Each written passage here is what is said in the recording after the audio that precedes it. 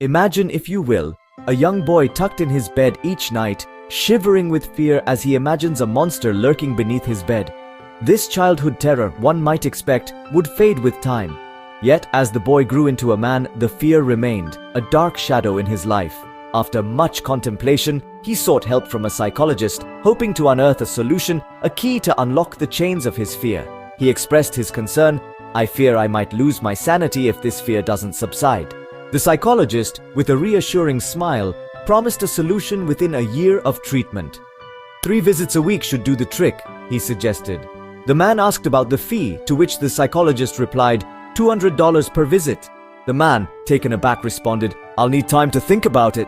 A year later, at a social function, the psychologist bumped into the man. He asked, "You never came to see me. How are you holding up?" The man, with a smile brighter than ever, replied, "Not only did my problem get solved, but I also bought a car with the money I saved from your fees." Astonished, the psychologist asked, "How did you do it? Please do share." The man replied, "A Pakistani friend of mine solved my problem for the price of a plate of biryani and a bottle. He suggested that I sell my bed and sleep on the floor." A simple solution indeed, but one that highlights the power of perspective. The man's fear was rooted in his surroundings, a bed that allowed space for his fear to manifest. By changing his environment, he eliminated the root of his fear. This story serves as a reminder that sometimes the solutions to our problems are simpler than we think. It's about changing our perspective, altering our environment, and sometimes just selling the bed.